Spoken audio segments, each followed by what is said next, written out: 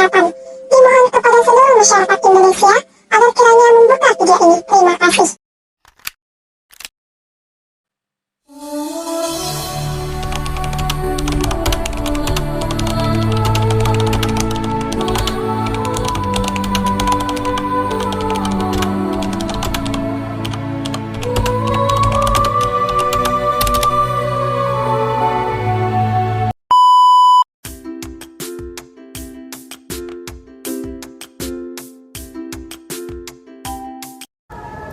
Masalah kesehatan penyakit penular masih menjadi masalah yang besar karena risikonya yang tinggi untuk memberikan dampak penularan pada seseorang yang dapat mengakibatkan kesakitan, kecacatan, hingga kematian.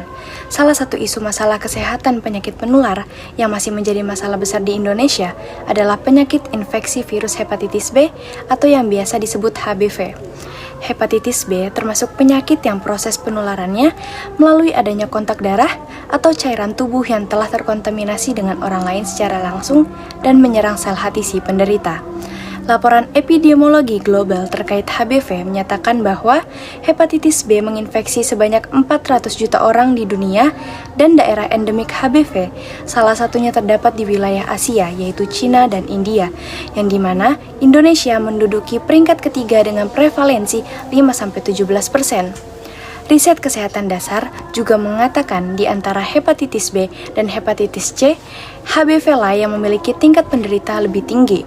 14 juta penderita hepatitis B berisiko kronis dan 1,4 juta diantaranya berisiko untuk mengidap kanker hati akibat komplikasi hepatitis.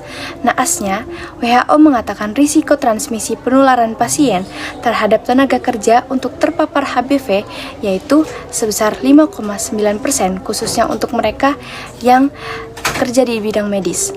Sebagai garda terdepan, petugas kesehatan justru menjadi orang yang tinggi pula risikonya untuk tertular HBV dari pasien yang ditanganinya. Materi selanjutnya mengenai definisi dari hepatitis B. Hepatitis B merupakan salah satu penyakit infeksi yang menyebabkan gangguan pada fungsi sel-sel hati. Penyakit hepatitis B ini dapat bersifat akut ataupun bersifat kronis bagi para penderitanya. Penyakit hepatitis B merupakan penyakit yang disebabkan oleh virus hepatitis B. Adapun gejala yang ditimbulkan bagi orang yang terinfeksi adalah adanya sedikit warna kuning pada mata dan kulit sehingga membuat orang penderita hepatitis B ini terlihat lesu. Gejala-gejala tersebut merupakan gejala-gejala yang tidak jelas atau gejala yang tidak spesifik dan bisa saja gejala tersebut dimiliki oleh penyakit lain, sehingga mereka yang terinfeksi penyakit hepatitis B tidak serta-merta dapat dikatakan terinfeksi hepatitis B apabila hanya melihat dari gejalanya, sehingga hal ini membuat orang yang terinfeksi hepatitis B dapat berpotensi lebih besar untuk menularkan penyakit kepada orang lain karena tidak mengetahui bahwa dirinya terinfeksi hepatitis B, sehingga untuk mendiagnosa penyakit ini dilakukan secara melalui antigen. Permasalahan hepatitis B di Indonesia masih menjadi permasalahan kesehatan yang perlu untuk segera diselesaikan. Karena penyakit ini sangat berbahaya terutama bagi para ibu hamil. Karena ibu hamil yang menderita atau terinfeksi penyakit ini beresiko 90 hingga 95% menularkan penyakit tersebut kepada sang janin secara vertikal.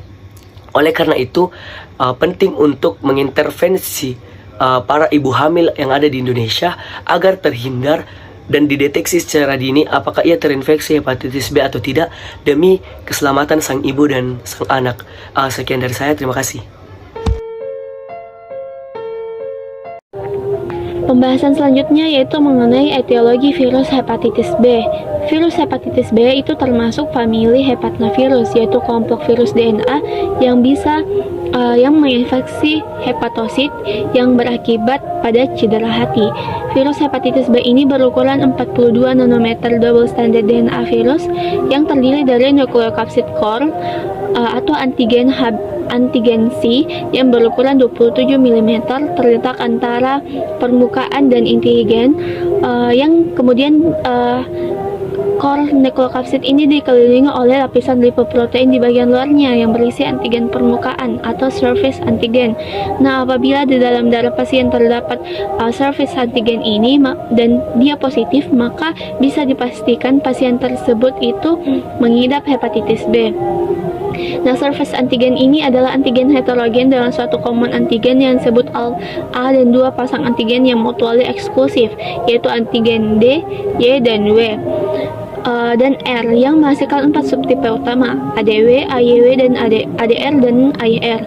Penyebaran subtipe tersebut bervariasi secara geografis dikarenakan oleh perbedaan A determinan common antigen.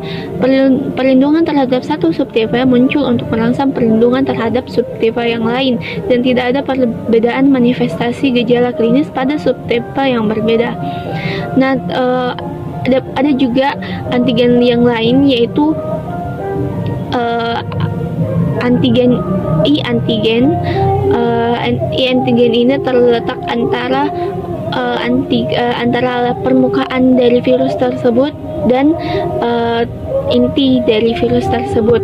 Nah, ketika di dalam darah pasien itu terdapat I antigen ini, maka bisa dipastikan bahwa dia itu mengidap infeksi akut dari hepatitis B, di mana artinya dia dalam hepatitis virus itu berada dalam tahap bereplikasi dengan sangat cepat. Dan di situ bisa dipastikan bahwa pasien tersebut itu bisa menularkan penyakit itu kepada pasien yang lain. Selanjutnya materi mengenai patogenesis hepatitis B. Sebagaimana yang kita ketahui bahwa patogenesis merupakan tahap berjangkitnya suatu penyakit yang dimulai dari tahap infeksi suatu penyakit hingga timbulnya reaksi akhir sebagai akibat dari infeksi tersebut. Jadi patogenesis hepatitis B ini terjadi apabila partikel utuh virus hepatitis B berhasil masuk ke dalam hepatosit. Kemudian kode genetik virus hepatitis B akan masuk ke dalam inti sel hati, dan kode genetik tersebut akan memerintahkan sel hati untuk membentuk protein-protein komponen virus hepatitis B. Jadi ada 6 tahap. Ada 6 siklus replikasi virus hepatitis B yang terdiri dari attackment, ada penetration, ada uncutting, dan ada replication, ada assembly, kemudian ada release. Jadi tahap yang pertama itu ada attackment, di mana tahap attackment ini virus akan menempel kepada reseptor permukaan sel. Kemudian ada tahap penetration, di mana virus masuk secara endositosis ke dalam hepatosit yang menyatu dengan membran sel penjamu dan kemudian membentuk partikel core. Kemudian ada uncutting, di mana tahap uncutting ini virus hepatitis B akan bereplikasi dengan menggunakan RNA. Kemudian ada replication, di mana tahap replication ini preknom RNA dan mRNA akan keluar dari nukleus. Kemudian pada translasi akan menggunakan mRNA yang terbesar sebagai kopi material genetik dan menghasilkan protein core, HBCAG, dan enzim polimerase. Kemudian ada tahap assembly, di mana tahap assembly ini terjadinya enkapsidasi preknom RNA, HBCAG, dan enzim polimerase yang kemudian menjadi partikel core di sitoplasma. Kemudian ada tahap release, di mana tahap release ini DNA kemudian akan disintesis melalui reverse transkriptase, yang kemudian terjadinya proses cutting partikel core yang telah mengalami proses maturasi genom oleh protein HBCAG di dalam retikulum endoplasmik. Selanjutnya ada patofisiologi hepatitis B. Jadi secara singkatnya, patofisiologi hepatitis B ini akan terjadi bila suatu infeksi yang disebabkan oleh virus hepatitis B dapat menyebabkan peradangan hati akut atau menahun yang biasa yang dapat berlanjut menjadi sirosis atau kanker hati.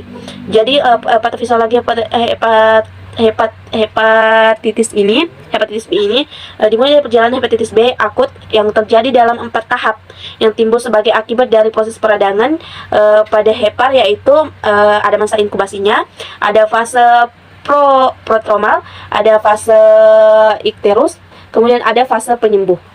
Jadi masa inkubasi adalah waktu antara saat penularan infeksi dan saat timbulnya gejala atau ikterus yang berkisar selama 1 hingga 6 bulan atau biasanya 60-75 hari. Jadi lama masa inkubasinya ini akan tergantung dari dosis inokulum yang ditularkan dari jalur penularan. Dan jalur penularannya akan semakin besar dosis virus yang ditularkan, maka semakin pendek pula masa inkubasinya begitu. Jadi itu intinya. Kemudian ada fase prodromal, di mana fase prodromal ini adalah waktu antara timbulnya keluhan pertama seperti malaise, ada rasa cemas, ada lelah, ada anoreksia, dan timbulnya gejala ikterus. Kemudian ada fase ikterus, di mana fase ikterus ini dapat dilihat dari keringnya sklera mata yang kemudian berlangsung selama 1 hingga 6 minggu. Kemudian ada fase penyembuhan yang diawali dengan menghilangnya ikterus dan keluhan-keluhan lainnya. Jadi sekian dari saya. Selanjutnya, adapun pencegahan dan penanggulangan hepatitis. Ada beberapa cara yang dilakukan untuk mencegah hepatitis itu sendiri sesuai dengan tipe yang diderita oleh pasien. Yang pertama, melakukan vaksinasi, di mana sekarang ini sudah ada vaksinasi yang tersedia untuk mencegah penyakit hepatitis A dan B. Yang kedua, mengurangi mengkonsumsi alkohol. Yang ketiga, menjaga kebersihan sumber air. Yang keempat, mencuci bahan makanan yang ingin dikonsumsi. Yang kelima, tidak berbagi pakai sikat gigi, pisau cukur atau jarum suntik dengan orang lain. Dan yang selanjutnya, tidak menyentuh darah tanpa sarung tangan pelindung. Dan yang terakhir, melakukan hubungan seksual yang aman. Hepatitis B adalah infeksi virus yang menyerang hati dan dapat menyebabkan penyakit akut dan kronis. Salah satu isu masalah kesehatan penyakit menular yang masih menjadi masalah besar di Indonesia yaitu adalah penyakit infeksi virus hepatitis B atau biasa disingkat dengan HBV. Virus hepatitis B termasuk penyakit yang proses menularnya melalui adanya kontak darah atau cairan tubuh yang telah terkontaminasi dengan orang lain secara langsung dan menyerang sel hati si penderita. Penderita FBV dapat terjadi apabila partikel utuh FBV berhasil masuk ke dalam hepatosit, kemudian kode genetik FBV akan masuk ke dalam inti sel hati dan kode genetik tersebut akan memerintahkan sel hati untuk membentuk protein-protein komponen FBV. Patogenesis ini dimulai dengan memasukkannya FBV ke dalam tubuh secara parenteral. Terdapat 6 tahap dalam siklus replikasi FBV dalam hati, yaitu yang pertama yaitu penetration, yang kedua itu incation, yang ketiga itu replication, yang keempat yaitu assembly, yang kelima yaitu release. Jadi ada beberapa cara yang dapat dilakukan untuk mencegah atau menurunkan resiko untuk terserang hepatitis, seperti mengurangi konsumsi alkohol untuk mencegah hepatitis alkoholik dan melakukan vaksinasi. Sekarang ini sudah ada vaksin yang bisa mencegah hepatitis A dan B, tapi belum ada vaksin yang untuk hepatitis C. Semua ini tergantung dari jenis penyakit yang menyerang.